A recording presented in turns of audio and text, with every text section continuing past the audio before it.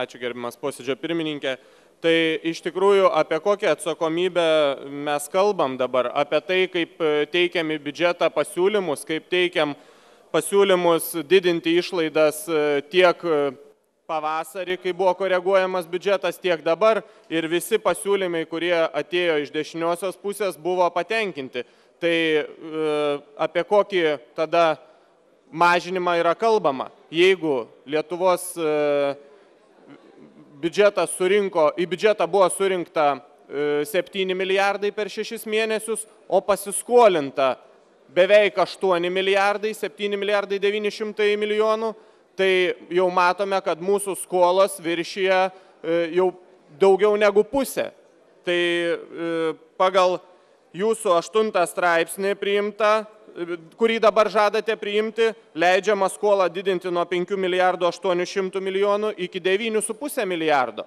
Tai reiškia, valstybė dar bus gramzdinama į skolas. O pagal 3 straipsnį mokytojų algos turėtų mažėti arba visiškai priešingai, ką jūs sakote, arba mažinami mokytojų etatai, nes mokinio krepšelio dydis yra mažinama 103 litais.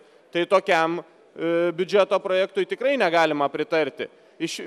Vieną jūs kalbate, o visiškai kitą darote.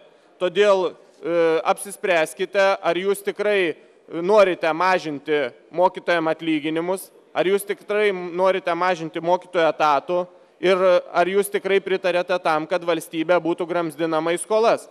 Jeigu kalbate apie nepopuliarius sprendimus, apie tai, kad jūs juos darote, kad jūs bandote subalansuoti valstybės biudžetą, mažindami valstybės išlaidas, tai taip ir darykite. Laikykitės tada nuosekliai savo pozicijos, o ne tai, kad gramzdinat valstybę į skolas, skolindamisi vidaus rinkoje, taip sudarydami konkurenciją. Vyriausybė konkuruoja su verslininkais.